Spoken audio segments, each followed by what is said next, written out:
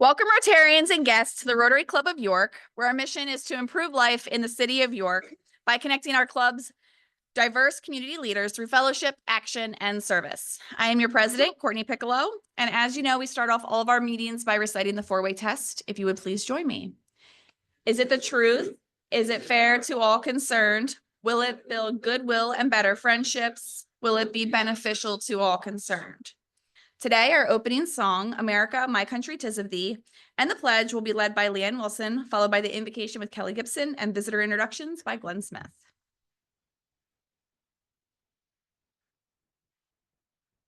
Rotarians and guests, please join me. My country, 'tis of thee, sweet land of liberty, of thee I sing. Land where my fathers died, land of the pilgrim's pride, from every mountainside, let freedom ring. I pledge allegiance to the flag of the United States of America and to the republic for which it stands, one nation under God, indivisible, with liberty and justice for all.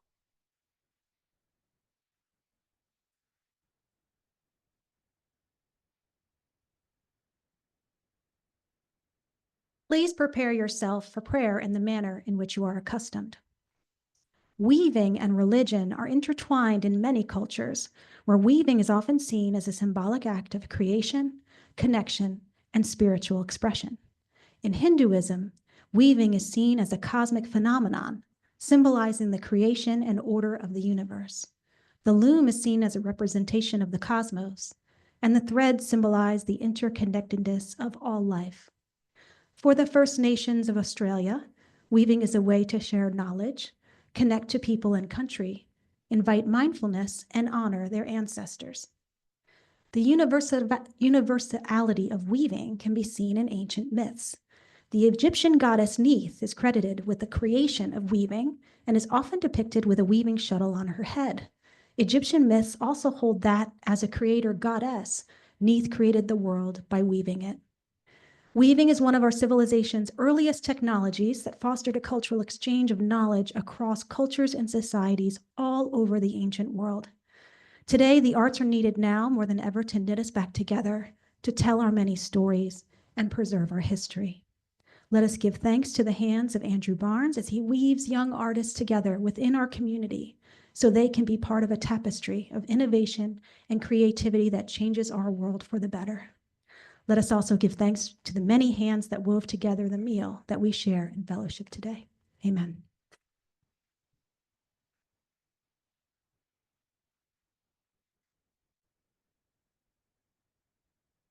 Good afternoon, everyone. I have the honor of introducing our guests for today's meeting. So when I call your name, please stand up, remain standing so we can get a good look at you, and wait until President Courtney greets you, and then you can go ahead and have a seat.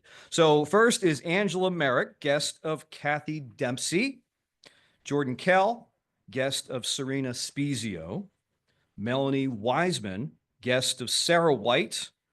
And then we have Jamie Beecher, as well as Jim Fowler, both guests of Kelly Gibson, Nikki Soliday, Steve Jacob, Linda King Brown, all guests of our speaker today, Hunter Angle, guest of Thomas Calderone, Julia Dudek, guest of Hannah Culbreth, and Kara Anstein, guest of Michael Anstein. Visitors, thank you for carving time out of your busy day to be here with us today. Our club's mission is to improve life in the city of York by connecting our club's diverse community leaders. So thank you for being a part of that. Feel free to come again. And if you're interested in becoming a member, let the person who invited you know. Rotarians, please help me welcome all of our guests today.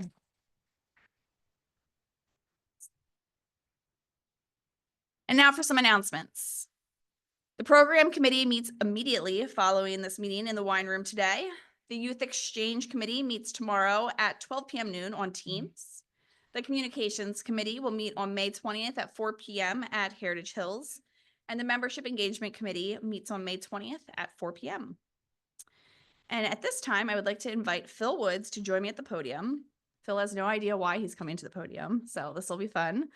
I'm just going to grab something.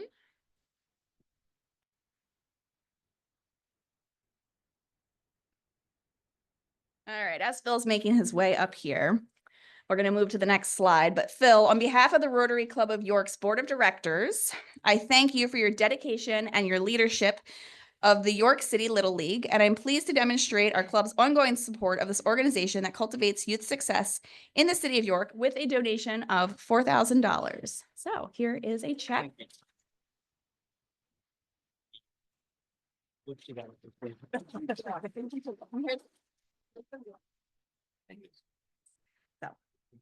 I'm just going to say a quick thank you to everyone in this club for their continued support. And as you see on Courtney's right arm, that is our Rotary Club of York logo. So thank you so much.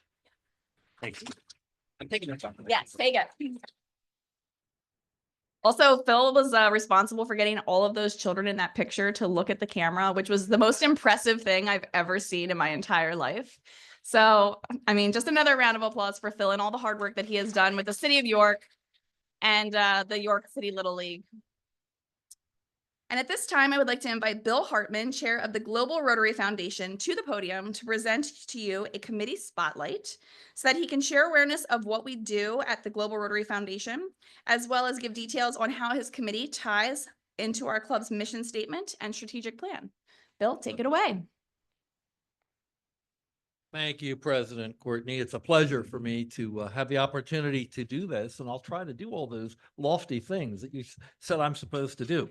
The purpose of the Global Rotary Foundation is to improve the world, to improve Central Pennsylvania, and improve York, Pennsylvania. And we do that by advancing world understanding, goodwill, and peace, by improving health, providing quality education, improving the environment, and alleviating poverty. Thanks to the enormous generosity of all of you, our committee has been very successful.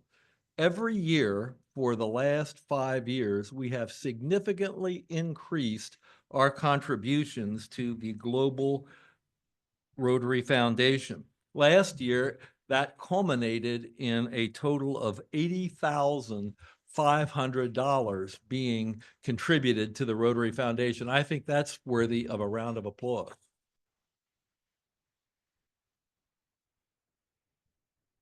A number of you have suggested that it would be helpful if we could simplify exactly where these dollars go when they're contributed to the Global Rotary Foundation. So we came up with this slide, which we hope will depict that for you. If you look over on the left side, exactly 50% of your contributions to the Global Rotary Foundation go to the World Fund. So that would be the $40,250, and the causes that the Rotary Foundation addresses are listed under there, and that is exactly how the money is used. Now, the other 50% of it, $40,250, comes right back to Central Pennsylvania and is administered by our district. It can be used for global grants and district grants. A good example of the global grants would be the Sandafa sanitation project that Jane Conover led, and we applied for a grant and got a global grant from the district for that fund. So you are helping fund global initiatives that our club chooses to take on. Also, we can apply for district grants for use here in York. So the Kiwanis Lake project, headed up by past President Aaron, and Trees for the Trails would be two examples of how your contributions came back to improve York. Today, we want to celebrate two classes of our most significant donors. And we can move to the next slide now. These are the two, the first class of our major donors we want to talk about is the major donors. But before I do that, you'll see in the middle there, Jane Davis's name.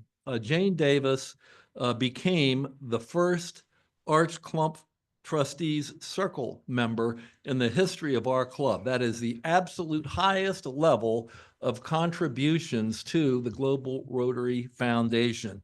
So Jane made history in doing that. Major donors are donors who have given a cumulative total of at least $10,000 to the Global Rotary Foundation. Now, some of these major donors have given considerably more than $10,000, but to protect their privacy, we didn't list the level of major donors that are there. And we also have a bequest society. These generous donors have decided as part of their estate plans to make a legacy gift to the Global Rotary Foundation. So if you are a major donor or a member of the Bequest Society, would you please stand and be recognized? If your name is up there, please stand.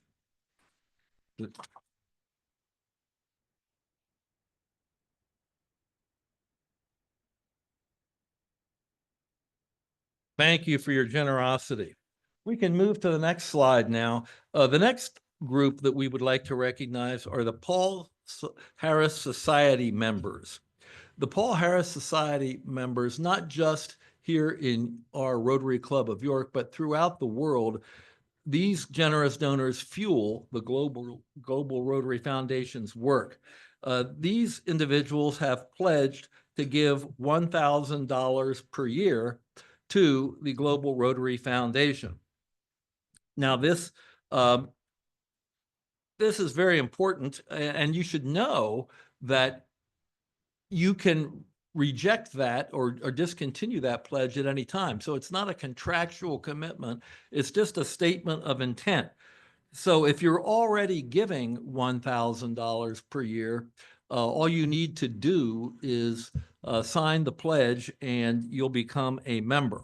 And not only will you have the good feeling of contributing to improving the world, Central Pennsylvania, and York, you will get to wear the prestigious blue chevron that hangs from your Rotary pin, and we think that everyone should have one.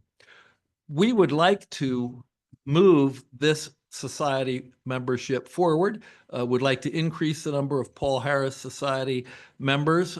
We think we have a lot of potential to do that with some of the generosity we have here. But right now, we'd like to take a minute just to recognize all of these generous, outstanding true Rotarians. So if you are a Paul Harris Society member, would you please stand and be recognized?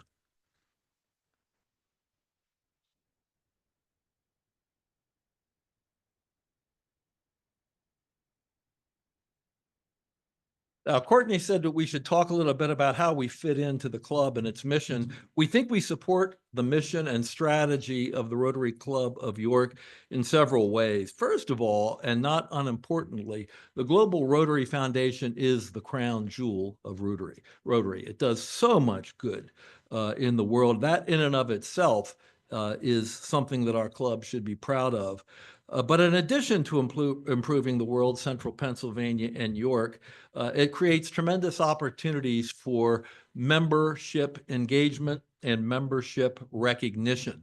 And we have a lot of fun doing that. Now, we should have some fun facts here. President Courtney's part of her outline said we should tell you some interesting things about our committee, which we will do today, particularly as you consider which committees you want to be affiliated with in Rotary. So the first thing we'll tell you is we don't believe in having meetings for the sake of having meetings. We meet once or twice a year by Zoom. We don't serve alcohol, but you're welcome to drink while you participate in the Zoom meeting. Number two, we have more past district governors in our committee than any other committee in this club. Fact number three, we have more major donors in our committee than any other committee in this club. Fact number four, we have more Paul Harris Society members in our committee than on any other committee in the club. And number five, and not insignificantly, you've read a lot about blue zones. Our committee is a blue zone. which is why I'm dressed in blue today. The average age of our members is higher than any committee in this club. So if you would like to prolong your life, we would suggest you consider joining our committee. And if you are on a committee that you think could offer us a legitimate challenge for the highest average membership age, we would like to challenge your committee to a game of shuffleboard. So it's really been fun for me. Just a personal note here. It's been a lot of fun for me to be the chairman of this committee for the last 5 years. And it's largely because of the generosity that all of you have and your belief in and support of the global Foundation. So thank you so much for your generosity and supporting this local cause. And now I wanted to announce that as part of our club's planned leadership succession program, today I will be passing the torch. The chairmanship of this committee will be moving to our vice chairman, John Eister. John is a great leader. He's a great promoter, and his jokes are way better than mine. I told John, yes, it's a low bar, Rob. Yeah, yeah. I told John that in addition to all his many other qualities, one of the criteria of this job is anytime we want to recognize our most significant donors, it's necessary to wear a necktie. Okay. And today he's making a strong statement in that direction. So please welcome the new chairman of the Global Rotary Foundation Committee, John Eister.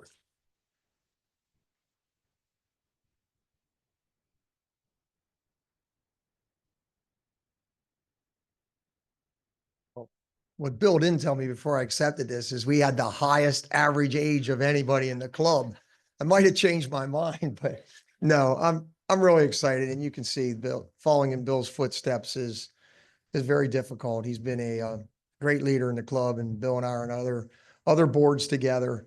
And I'm just I'm excited to handle this and be the chair of this, a group of givers that have been in this club far longer than I have.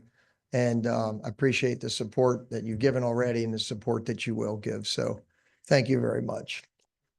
Yep.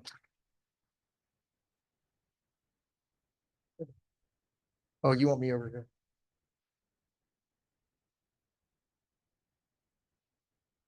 You need to recognize the new Paul Harris Fellow.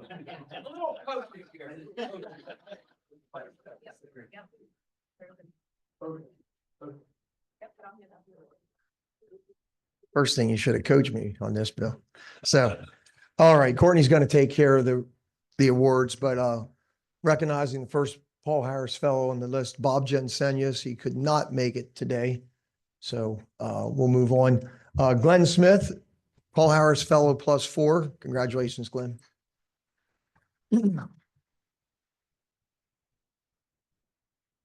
Yeah, just stay up here if you would then.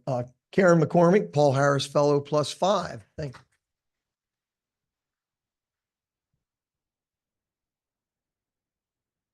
Past president and cake stealer, Al Sykes. He stole Rob's cake today and when he walked away. So Paul Harris Fellow +6. Thanks, Al.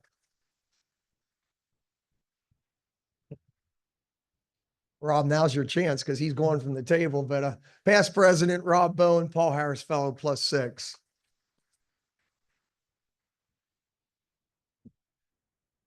Jacob Miller, Paul Harris Fellow +8.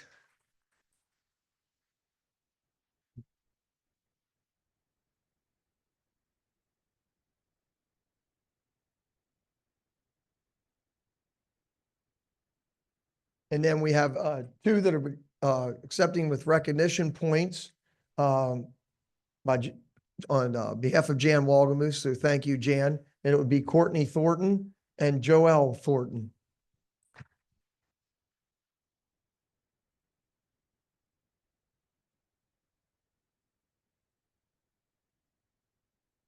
Again, as Bill said, it would be great to increase the society. It's $1,000 a year. You're making a pledge, but Obviously, if people's circumstances change and you can't do it, we totally understand, but we'd ask that people would consider that.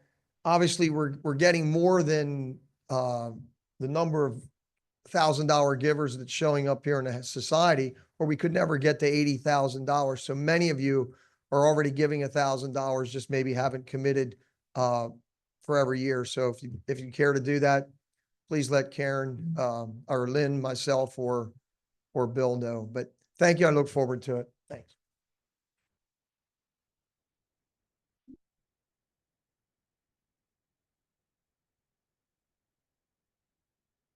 Today, we celebrate the remarkable dedication and service of our fellow Rotarians who've been recognized at various giving levels. This honor reflects not just their commitment to Rotary, but also their positive impact they've made in our community and beyond. Each of you that just received this award embodies the spirit of service above self, and your contributions inspire us all to strive for greater good. Congratulations again on this well-deserved recognition. Rotarians, another round of applause. And now I would like to invite Sarah White to the podium to introduce our speaker for today.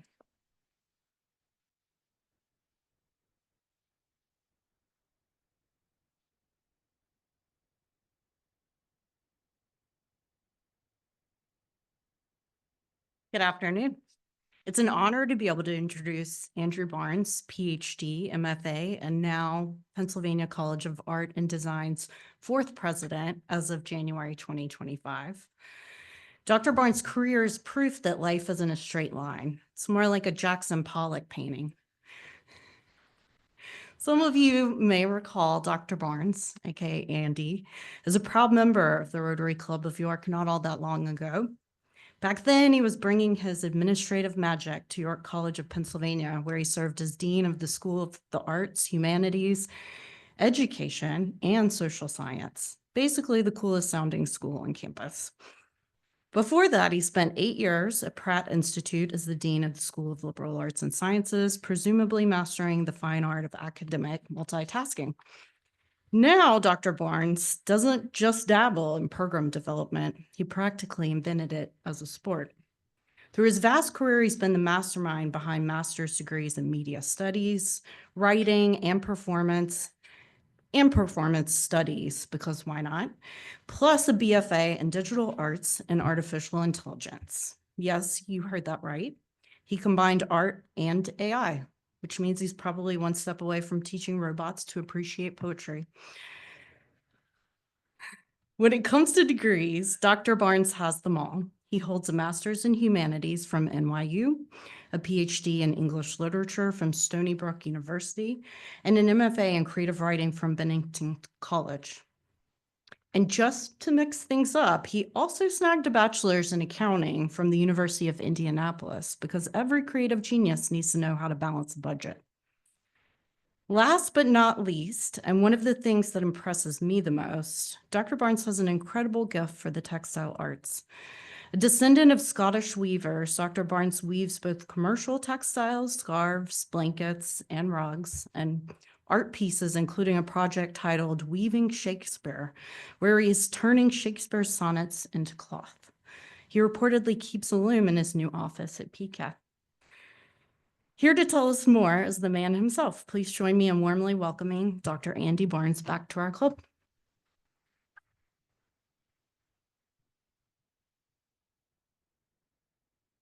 Thank you, Sarah. I appreciate it. Wow. Been a while. Hi. A lot of familiar faces. I remember you've done a really nice job to this place, by the way. It's changed a little bit since I've been here. I remember the skip out table used to be right over here because that's where I used to sit. And now it's way back there. More convenient, I think, for you, Skipper. Thank you, Kelly, also. That was so awesome. Thank you. I really, really appreciate that invocation. And thank you very much. I'm happy to be back here. As Sarah said, you knew me as the Dean at York College, and I was a member of here almost 2 years. And back in January, I started my new gig as the president of Pennsylvania College of Art and Design. I do have a question for you first. Before you knew I was coming here, how many people knew PCAD? Oh, wow. Okay, half. Do you know where it is located? Lancaster, right? It's downtown. Well, I'm impressed. Oh, I have to use this. Did you know that the history of PCAD started here in New York? Our history started here back in 1952. We were the York Academy of the Arts. And in 1982, it was formed by a group of artists who wanted to form a college. Part of that group, as you can see by this fancy little roadmap, thanks to my team, part of this group moved over to Marietta to start what we called the Pennsylvania School of the Arts, which offered a 3-year diploma in fine arts, interior design, and communication arts. So you can see the little, and they also stayed here as well until 2003. That's our building on Prince Street, where we moved in 1997. And our primary focus for most of our early existence was fine arts. Oh, I have lots of slides here. In 1999, we were approved as a degree granting college and expanded our offerings to illustration, I just hold this, graphic design. And in 2003, we received final approval for a 4-year college and changed our name to the Pennsylvania College of Art and Design, or PCAD. Although my director of communications says I can never say PCAD. I'm not allowed outside of school because nobody knows what PCAD is. But Pennsylvania College of Art and Design sometimes is a mouthful, but I try to listen to what my people tell me to do because they know better than I do. The point here is really that we are a very young college. Even though we started in 1952, we really only had our accreditation in 2003. We're extremely young. We are, in a sense, just coming out of our startup phase. That's how I see us. We're coming out of our startup phase and we're entering into a period of growth. This is actually what attracted me to go to PCAD. It was, as many of my colleagues at York College and many of my friends, when this job came up and it was offered to me, said I was a fool. Said, you're an idiot. Why are you going over there? It's a young college. It doesn't have very many students. And like a lot of colleges that are small, it's at risk. But I saw a lot of potential because it's young, because it's nimble, and because there's so much possibility and promise. And that really excited me, that possibility and that promise of building a college into something that I think is going to be extraordinary. This is our mission statement. And the kind of important part of our mission statement is something we call the creative life. And this means simply this. How many people here are creative or consider themselves creative? Not many? Okay, good. We believe every single one of you is creative. Even if you don't think you are creative, there is something creative in you. And we are here to help you explore that creativity. Whether you're a youngster and want to come to our BFA programs or want to take classes through our Center for Collaborative Exploration, we believe that creativity exists in all of us and makes us better people. Before I came here today, I was thinking about just talking about me and weaving, but I'm the president of a college that doesn't make much sense. And so, but I get to insert a little bit about my history and about how I came to weaving. As Kelly noted and Sarah noted, I have an undergraduate degree in accounting. Makes no sense. It's because I grew up in Indianapolis in a very large family of 8 children. I know, 1 girl, 7 boys. Don't feel sorry for her. She's the most well-adjusted of us all. They are all accountants and engineers, including my mother and father. When we had dinner, we talked about accounting. Exciting dinner table conversation, right? I, however, was a really, really creative kid, but that was very foreign to my family. We were a very lower middle class family that didn't understand the value of art. Art was just kind of a hobby or something other people did, but it wasn't a viable career. It wasn't a viable way to make a living. So when I went to college, guess I had to get an accounting degree, even though I wanted to be a ceramicist. When I said that to my family, my mother about choked. Then I thought, okay, well, I could be an English major. That's better, isn't it? No, that was much, much worse than that. So I had to be an accountant. Although I have to say, I never opened an accounting book in the 4 years I went to University of Indianapolis, which Joan and I are alums from, because I knew it. We talked about it at dinner table. But while I was in college, I took every art class I possibly could. Every class I possibly could, and I was a theater kid, as you can tell. I did, when I graduated, I worked in the business world as an accountant and an auditor for about 10 years. I have to tell you a funny story, though. When I graduated, the registrar at the University of Indianapolis, when I went to pick up my transcript, whatever I had to do, gave me a book. You may remember this book. It's called What Color is Your Parachute? How many people remember that book? And she said to me, Andy, you are not an accountant. It took me about 10 years to figure that out.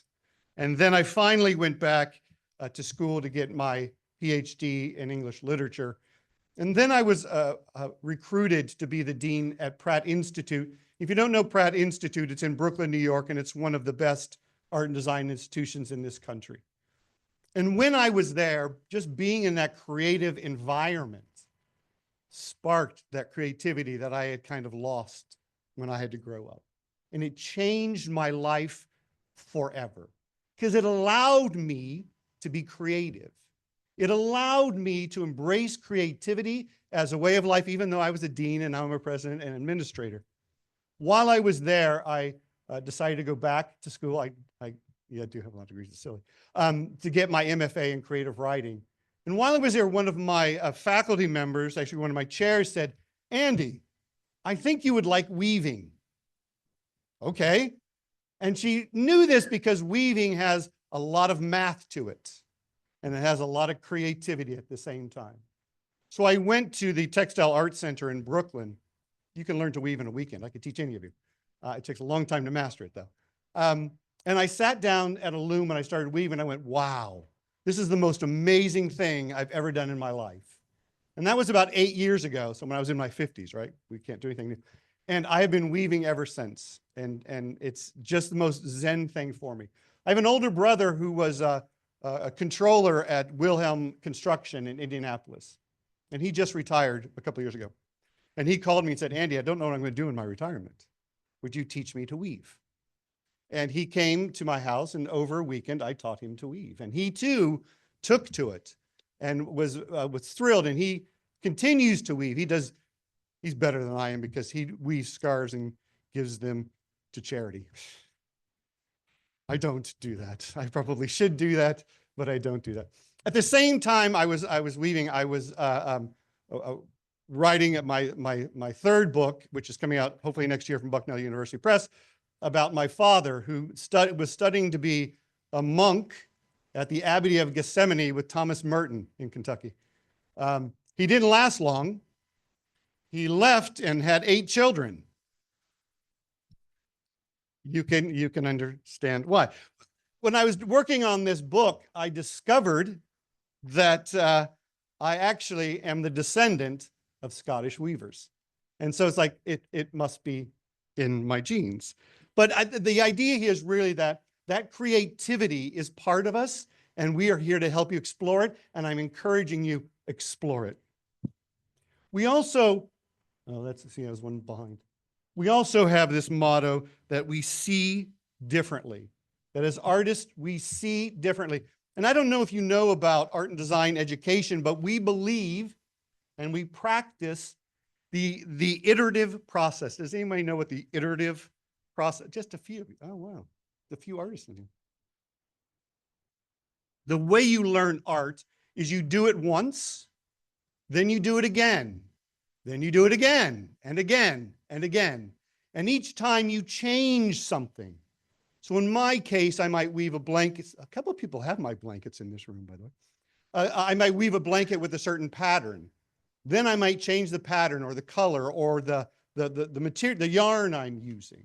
So the iterative process, again, and if you're in business, this is not strange to you. You do modeling all the time, don't you? Budget modeling and scenario modeling. Try this. What happens if we do this? What happens if we do this?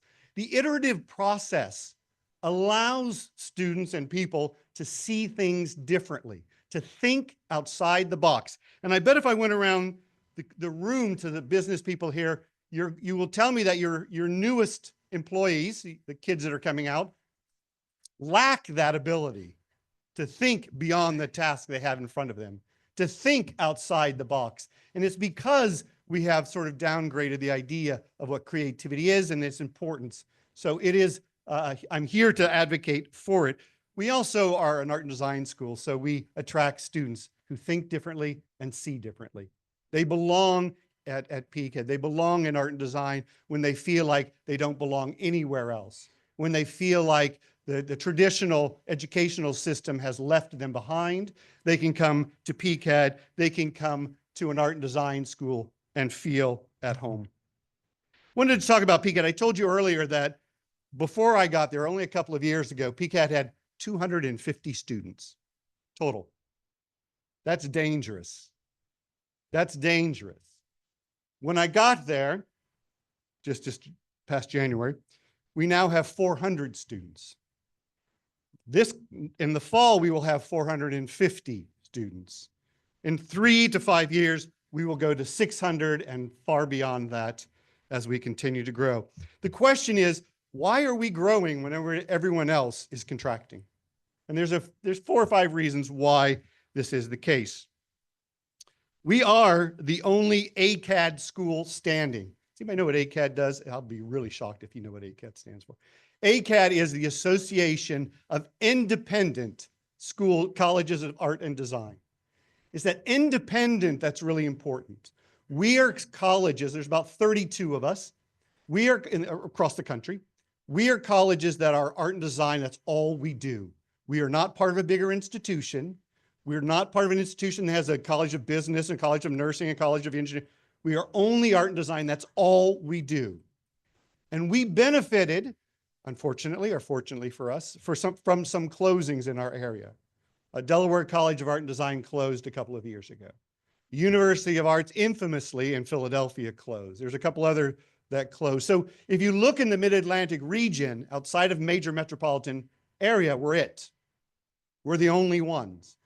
If you're a kid and you want to go to an art and design school, your choices are either go to Baltimore, to MICA. You can go, there's still an art and design in Philadelphia, Moore College, it's all women's college. Or you go to New York. And what I've learned, if nothing else, from being in South Central PA for 3 years or 2.5 years now, there are a lot of kids who don't want to go to Baltimore, who don't want to go to New York, who don't want to go to those big cities. So where do they come? They come to us. And that's part of the reason why we are growing, because of that. We also solved a couple of problems that were preventing us from growing. For most of our history, we were a commuter college. So if you came to PCAD, if you were an 18-year-old and you came with your parent and said, welcome, you've been accepted. Oh, by the way, you have to go find your own housing. Not very attractive. Not very attractive, and really kept our numbers down because it meant that we can only attract locally, people that could commute. We solved that issue because Franklin and Marshall is about a mile from us. And they have, as everyone had, a huge decrease in their population. So we've partnered with Franklin and Marshall, and we now lease beds from them, dorm rooms from them. And so our students, so we are now a residential college. Our students stay in their dorm rooms, they buy into their meal plan and to the insurance, so we can now say, come to PCAD, we'll guarantee you housing. Our relationship with Franklin and Marshall is really kind of the future, I think, of higher education. We are forming what's called the ampersand consortium, you know, F and M, art and design, ampersand, cute, get it? Not only to share resources like housing, but to share other back of the house resources like IT, like HR perhaps, like other services. That's key for the future of higher education, especially for us that have colleges around us. We don't have to all duplicate the same processes. We should be sharing them. So we solved that problem. That is also contributing to our growth. The other reason that we are growing is because we didn't overgrow. In 2016, 2017, around that, every college in this country started just making degrees, just creating tons of degrees. Why? They knew this cliff was coming, enrollment cliff, and they're trying to attract as many students as they could. After 2020, guess what they had to do? They had to start cutting because the students didn't come. So they had to start cutting or degrees and faculty and services. We did not. We did not. We only have 7 majors. 3 of them are pretty new. But we really had illustration, graphic design, fine arts, photography, and video. Those are our core. We have added, or actually we changed the name, animation and gaming arts. We have something now called design thinking, and our very new latest one is something called live entertainment, design, and production, or what we call LiveX. This one is really exciting for me because it is an industry-based degree. How many people here know what Rocklitz is? A lot. That's awesome. So I don't have to explain it. We partnered with a UK-based school called the Academy of Live Technology, and we offer a degree called LiveX up at Rocklitz.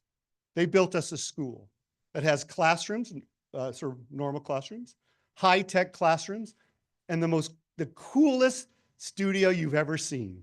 A 3-story, huge stage, basically, where they can do practice their lighting, sound, anything to stage live events. It's amazing. It is only now in its 3rd year. It'll be starting its 3rd year, and we'll be at about 55 students this year, which is very big, and we expect that to grow quickly. The interesting thing about Rocklitz is the campus up there, if you've seen it, they have tons of vendors all around the campus. Vendors that serve the live industry. When I talk about live industry, I'm talking about anything like rock concerts, race car, NASCAR, everything. Our students are able to get internships at all of those. And our students are almost guaranteed a job when they get out at almost any of those industries. That, I think, is going to be huge for us. I also want to kind of point out that not only did we begin in York, but we're still here. We're quietly here, which I think is it is going to change, but we're quietly here. You know, we have a pop-up on Duke Street that nobody knows about, right? You've not seen it. You have no idea what it does. It's a small little pop-up that serves, gives classes to kids and adults. But we also have something called, is that right? Oh, that's partnership. The Agency. Has anyone heard about the Agency? Kelly has. The Agency is a student-run design company, firm, and they do work for nonprofits. A lot of design work they do for nonprofits, logo work, website, web designs. There's some of that. These are some of the designs they did for York Art Association. Some other designs they did. I'm looking at my time here.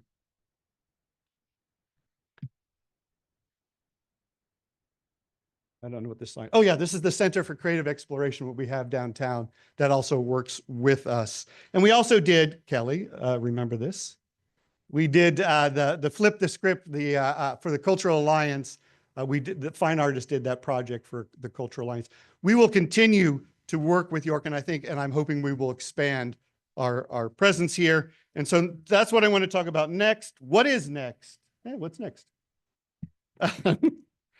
We are going to grow our studio programs. We have no master's programs, and we're going to grow a few low residencies, MFA. You probably don't know what a low residency is.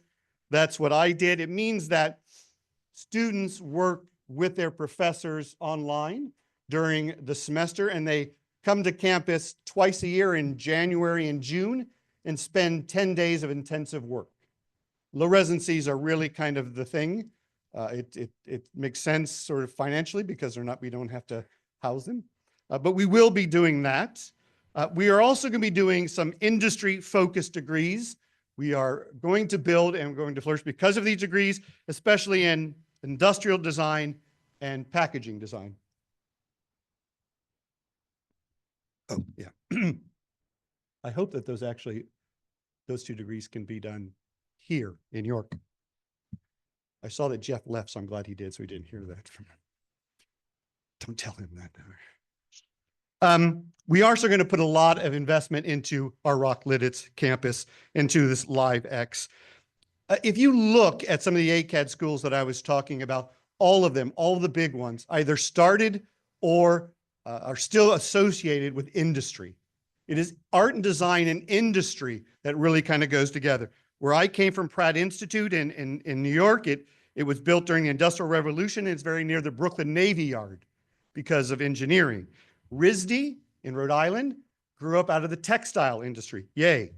Cal Arts in LA, from Disney, Otis in LA from the movie industry, and the College for Creative Studies in Detroit from the auto industry. So we are hitching our wagon to this degree, to this LiveX, to what we have up at Rocklidditz, and we will go everywhere. We will first create articulation agreements. Again, sorry, Jeff's not here. For anybody across the country or across the world, if they want to send their students for a semester or a year at Rocklidditz, they can come. They can take our classes and they can take those credits back to their school, or they could just stay with us, which we hope. We will also go with Rocklidditz and create branch campuses. You know that they are building Rocklidditz, a place in Nashville. We will go with them. They are also looking at a place on the West Coast. We will go with them. And they will go, if they go internationally, we will go with them. With Rocklidditz, we will also create 2 new degrees, one in costume design, which makes perfect sense, and one in what I'm calling live entertainment architecture, which is basically stage set designs and interior designs for live entertainment. I don't know what's next. Oh, the bridge. We also want to sort of build our presence here in New York. You know, this is where I was for 2 years. I still have roots here. I still belong to the York Symphony Orchestra Board and the Cultural Alliance Board, and I intend to stay there. Hopefully, Dick, unless you tell me I can't. I hope to stay there and improve that. We will, I've been talking with Roth on the York Arts Association to do work with them. I hope to we continue doing work with Cultural Alliance. We're doing some sponsorship right now with you all. And I hope also to work with some of York County industries, especially on those industrial design and especially packaging design degree, which I think could be tremendously successful here. We are, in a sense, I am at least, looking to return to our roots, to have a more robust presence here in York. So to conclude, we are a young college, but we are nimble and we are growing. We have our roots here in New York and we hope to return here. And I'm just asking you to watch us grow as our industries grows. And we will, as I keep saying to everyone over at PCAD, we will become a player in the art and design field, both nationally and regionally as well. So thank you. And I'm happy to take any questions except from Albert. Al, I'm teasing. Ah, damn it. He texted me earlier, said he had lots of questions for me. Thank you for the presentation. Yes. I'm over here and to your left. Oh, there you are. There you are. Yeah. And That's a difficult part about this. 2 questions. Yes, sir. Tuition and federal cutbacks, and how is that affecting you? Yeah, I knew this. Our tuition is very low. Our tuition is $32,500 for the year. And our discount rate, if you don't know, discount rate is very low too. It's only 24%, which is unheard of. Most colleges have 50, 60% discount rate. We do not. What's going on in the federal level, it's not hurting us so badly because we don't have big grants like all the big ones, so we don't have to worry about whatever they're due. We have very small endowment, which I'm going to improve, so we don't have to worry about that. The biggest thing we have to worry about on the federal level, and I hosted our Congressman Lloyd Smucker a couple of weeks ago to give a tour of the building, and what I told him is that what we're most concerned about is the Pell Grants and the Title IV. That is the loan that students get. We don't care if they go to small business or they go to Treasury. What we care about is the dispersal mechanism doesn't get interrupted. Because if we don't get that money, if we have a lag of 1, 2, or 3 months, we're a very small college, that will harm us a great deal. So that's my biggest concern. What I've told my team, we block out all the noise and the chaos, and we only deal with facts. When facts comes in, we will do, but we do not worry ourselves with the chaos that's going on in Washington. All right, Albert, come on. Are your siblings and your parents proud of you? I sure hope so. Oh, that's a good question. Yeah, you know, I think this is a very funny thing. I'm the first person to get a PhD in my family. They had no idea. I mean, they won't call me doctor for anything. I have a niece who's brilliant, but I hate her. No, I don't. She is a medical doctor. They call her doctor, but they refuse to come. No, I think they're quite proud of me. My father died a couple of years ago, and I think, yes, they're proud of me, I believe. I'm sure they are. My mother tells me every time. Yes. Andy, you mentioned one of your new curricula is design thinking. Yeah. Could you expound on that a little bit on what the approach is and what kind of careers the students are pursuing with that? Yeah, design thinking is fairly new for us, but the process of design thinking is not a top-down designing. It's when you have a problem is to look at it from all different angles, from everything you can look at, and then you solve the problem from that. So it's kind of like bringing a bunch of people together, but also looking at the history, looking at the sort of social history, the political history, to solve problems. So people who get that degree, it is in a sense a kind of 21st century liberal arts degree. So people that are getting design thinking, they can get jobs in almost any area that requires that kind of analysis. But it's a fairly new degree for us. It's really cool. The professor talked about there was someone who invented an MRI machine, or not invented. They got an MRI machine for children, and I don't know if you know this, but most children, when they get an MRI, they have to be sedated because it's too traumatic for them. And so this inventor went back and started talking to the children, started talking to the family, started talking to people about what they could do to make it less frightening for kids. And what they did is just they redid the skin of the MRI so it looked like a big monster, or it looked like a fantasy thing, or it looked like something that kids would want. That's design thinking, to go and talk to people who use what you're trying to do to get their idea and think differently, rather than saying, hey, I'm the chief engineer, I'm the chief whatever, I know what I'm doing. This is the design you're going to take. So. Dr. Barnes, Yes. I'm over here. Oh, thank you. Way over there. First, Not many people call me doctor, but I appreciate that very much. Few people call me president. They just call me Andy. Well, thank you, because you taught me something here, but I'm curious, you mentioned colleges that have closed down, and I keep thinking about Philadelphia Textile, which historically had an artsy flavor to it, and I think they morphed into something. I don't know what that morphed into. Do you guys know what they morphed into?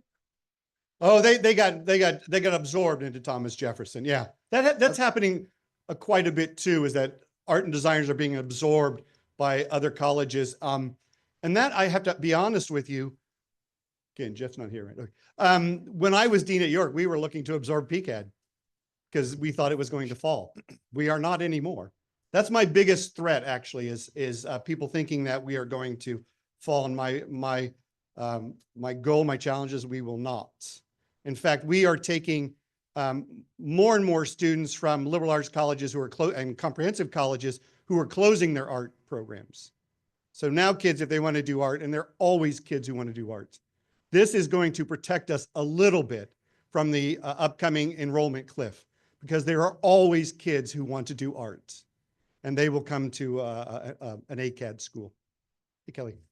Great presentation, Andy. Thank you so much. One shout I want to make for Pennsylvania College of Art and Design in New York is that the creative exploration space on Duke has been turned over for artist use. Yep. We have artists doing all kinds of cool stuff in there. So definitely check that out. There's an upcoming series happening called Medium. That's all kinds of talks and workshops. So thank you for that space for creatives, which they have here in New York. And also, I'd love to hear a little bit more about, and I don't know if everyone knows, one of the best things about Pennsylvania College of Art and Design is that it is a threshold that the public crosses all the time. Sometimes it's hard in secondary ed to get the public to come and use your space, but they've done a great thing with the Center of Creative Exploration of classes and workshops. So the public is in and out of there all the time. Can you talk a little bit about how you built that? Yeah, that's amazing, because that city across that big body of water over there, they are incredibly supportive of PCAD. They understand it's important in the city, and we are located downtown the city. They appreciate what we bring to the city. And we do offer a lot of classes for young people, for older people, and they are constantly in our building. They were just here a couple of weeks ago before we start doing some renovation, just to do coloring. Actually, anyone could come and just color. So we do a lot of that over in Lancaster, and that's kind of appreciated. What we're trying to do, and what my goal is to do, is to be more involved in community and to make sure that the community knows where we are.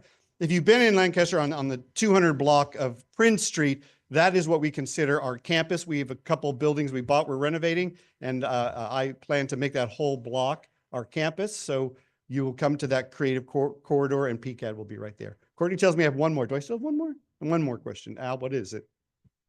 Come on, you have one more. I'm sure you do. Oh, yeah, of course I miss you. But Signore Caltagirone has a question first, and I miss saying your name.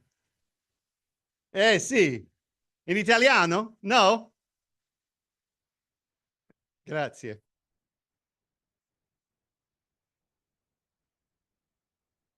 Sì.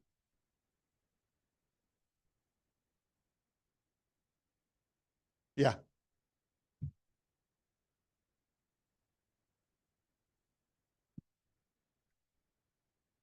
Oh, that's really interesting question. Yeah, yes, and I lived for a while in Italy. I taught math actually in an American high school in Italy. Tough job, right?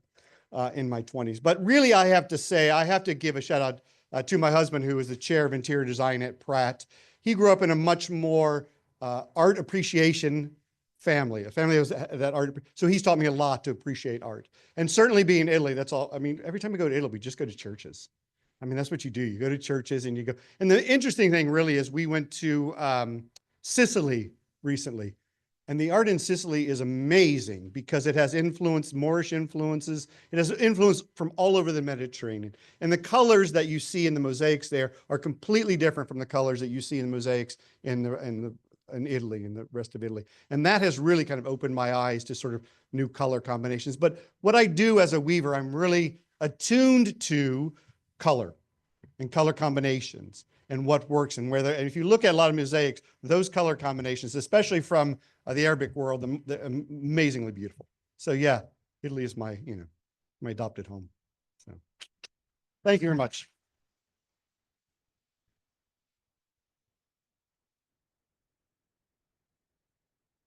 Thank you, Dr. Barnes. And as something to come back to us with, since you left us and are no longer a member, one of your woven items might be a really nice idea for our auction coming up later this year. Yes, I mean, a scarf or something. We might have to talk to your brother, maybe. I'm not sure, but no, thank you again for coming today. It was very inspiring to hear about the rich history of PCAD and your vision for its future. We're especially excited about the possibilities of everything that you spoke about with the partnerships here in York. And we appreciate your commitment to building those connections. So Rotarians, another round of applause for Dr. Barnes. As you all know, instead of giving the speakers a gift, we purchase a book and we ask them to sign the book plate and we donate the book locally. This week's book will be donated to Jackson Elementary School in York City, along with a bookmark made by the students at Creative York. Our speaker next week will be Mamoru, our inbound youth exchange student from Japan, who we have hosted this year. He's been in our country for 8 months and will share observations on his experience as an exchange student in York, what he has learned, and his impressions of life in the USA. This meeting is now adjourned.